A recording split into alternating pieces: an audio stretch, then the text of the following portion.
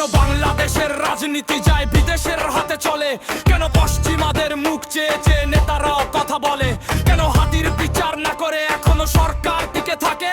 কেন স্বৈরাচারের দোসর যারা তাদের কাছে ডাকে? কেন দুর্নীতি লুটপাটের কবলে ডুবে আছে সারা জাতি? কেন দ্রব্য মূল্যে দাবানল জেলে জনতার পেটে লাথি? কেন হাজার হাজার কোটি টাকা যায় কিছু মানুষের হাতে? কেন চাকুরিজীবীর বাড়ে না বেতন, ব্যবসায়ী মরে ভাতে? কেন তৃতীয় শক্তি হতে চায় কিছু অপদার্থের জোট? কেন কারসাজি করে চুরি হয়ে যায় গণমানুষের ভোট? যদি ক্ষমতার কাছে জনতার আজ না থাকে কোনো দাম, কেন স্বৈরাচার তাড়িয়ে আনলো ছাত্ররা গণ অভ্যুত্থান? কেন কেন কেন কেন কেন কেন কেন কেন কেন কেন কেন কেন কেন কেন কেন কেন কেন কেন কেন?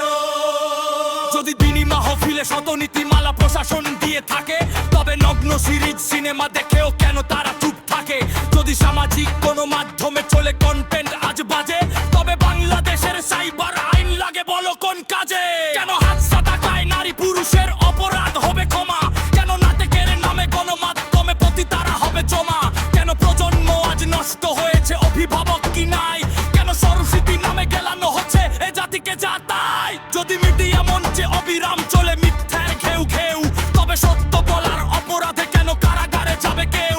যদি নগ্ন নায়িকা নর্তকী আদালতের জামিন পায়, তবে নুবির ও আইরিশ আলেমরা কেন কারাগারে থেকে যায়? কেন কেন কেন কেন কেন কেন কেন কেন কেন কেন কেন কেন কেন কেন কেন কেন কেন কেন কেন?